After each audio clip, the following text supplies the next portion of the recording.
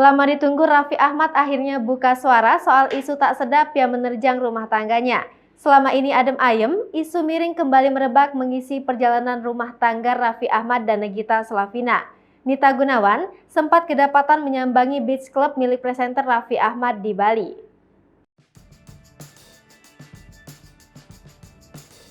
Dari sanalah isu main serong dicurigai oleh netizen. Selain itu, Nita Gunawan diketahui menghadiri acara launching jersey Rans Cilegon FC. Hal ini membuktikan Nita Gunawan dan Raffi Ahmad berkawan baik. Kedekatan mereka pun berhembus seusai video singkat yang beredar. Raffi Ahmad tampak diam-diam mencolek Nita Gunawan di tengah syuting. Bukti video tersebut sontak bikin para fans dan netizen meradang. Isu Raffi Ahmad main perempuan pun kembali terendus. Raffi Ahmad yang mengetahui dirinya tengah diterpa isu perselingkuhan pun angkat bicara. Dikutip dari Insert, secara belak-belakan ia mengatakan bahwa hal tersebut hanya sekedar gosip. Fakta yang diucapkan oleh Raffi Ahmad sontak jadi bom atom bagi Nita Gunawan. Nita Gunawan yang sebelumnya disebut penghancur rumah tangganya orang kini gigit jari. Raffi Ahmad hanya menyebutkan bahwa isu yang beredar tak benar alias cuma gosip. Sebelumnya Nita